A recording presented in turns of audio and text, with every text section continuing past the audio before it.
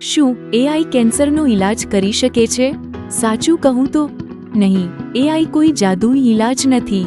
પણ હા, એઆઈ આજે ઇલાજને વધારે ઝડપદાર, સલામત અને વ્યક્તિગત બનાવવામાં મદદ કરી રહ્યું છે. એ ડોક્ટરોની જગ્યાએ નહીં આવે, પણ તે ડોક્ટરોની મદદ કરે છે સચોટ નિર્ણય લેવા માટે. કેવી રીતે? IBM વોટસન અને ગૂગલ ડીપમાઇન્ડ જેવા એઆઈ ટૂલ્સ હવે MRI, CT અને PET સ્કેનને એવી ડિટેલમાં જોઈ શકે છે જે માનવીની આંખ પણ ના જોઈ શકે. એથી બ્રેસ્ટ કેન્સર, ફેફસાનો કેન્સર, સ્કિન કેન્સરની સમયસર ઓળખ શક્ય બને છે. જેનેટિક ડેટા અને બાયોપ્સીનું વિશ્લેષણ પણ હવે એઆઈથી શક્ય છે. એઆઈ જેનેટિક ડેટાનો ઉપયોગ કરીને દર્દીને કયા પ્રકારનું કેન્સર થવાની સંભાવના છે તેની આગાહી કરી શકે છે.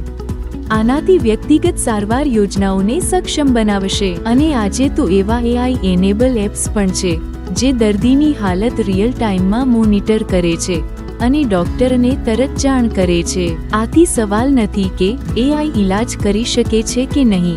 સવાલ છે કે આપણે આ નવી ટેકનોલોજીને કેવી રીતે ઉપયોગી બનાવી શકીએ. દર્દી માટે સૌથી સારી સારવાર માટે સુરત ઓન્કોલોજી સેન્ટરે આ બદલાવને અપનાવ્યું છે. વધુ માહિતી માટે આજે જ સુરત ઓન્કોલોજી સેન્ટર સંપર્ક કરો.